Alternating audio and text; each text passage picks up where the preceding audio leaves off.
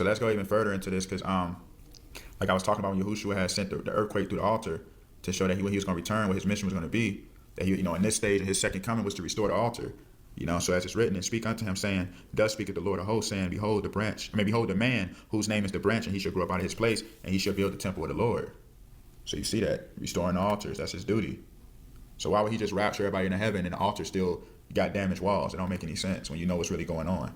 That's why on the movie Diary of a Mad Black Woman, remember you had Charles, because the word Charles, you remember I explained it before, the word Christ is the Greek derivative of Karas, which don't mean nothing but the anointed Messiah. Ka means soul, Ra means light, Kara. So Karas is K-A-R-S-T, which just means the anointed one.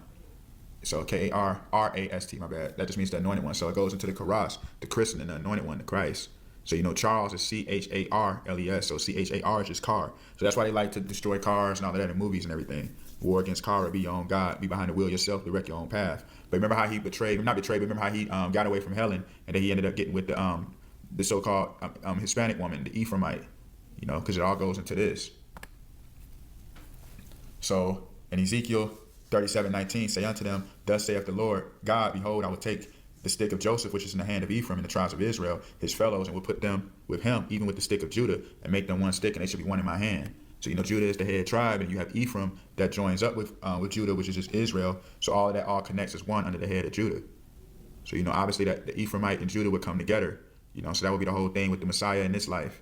You understand how the whole theme of everything, how everything works. That's why I remember that Cat Williams was talking about they always got to go get a light-skinned woman, right? He was saying that to me. They always got to go do that when they get power and fame, because they already know that's what's going on in this life, because Judah and Ephraim already became one stick, because the Messiah was going to have a family in this life.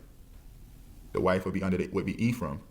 They already know the two sticks going to come together, Judah and Ephraim. So that's why they always try to push that, they always got to go get a light-skinned woman, you know what I mean? Because they already know what's going to happen in this life with the Messiah anyway. It's all about who got the eyes to see and ears to hear. That's why I say it's important to study to show yourself approved and how they blaspheme.